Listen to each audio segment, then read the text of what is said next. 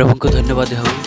आसत मैंने प्रभु को वाक्य को ध्यान करवा जहन 14-1-6 जाए मैंने पाठ करवा आपने ध्यान देखी शुणु।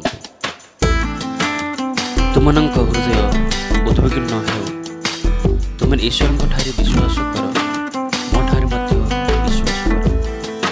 मोहर पिता गृह अनेक वासस्थान अच्छी, जदि न था ताहले तुमनकु कहि न तांती। मु तुमनक निमंत्रण स्थान प्रस्तुत करने जाऊँगी। पुणी मु जाई तुमनक निमंते स्थान प्रस्तुत कले पुनर्बार आसबि।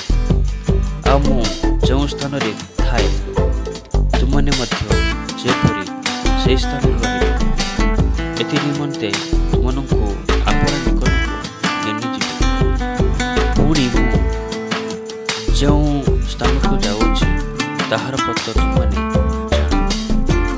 तमा ताहाकु पचारे प्रभु आपण केउ स्थान को जाऊँगी ताहा आमने जानू ना।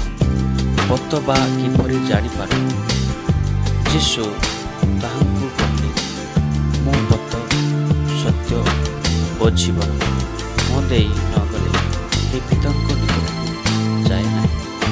प्रभु ए पंडित वाक्य आशीर्वाद करते आपने शुणुते समस्त प्रभु दया करते ए वाक्य आशीर्वाद। आमेन।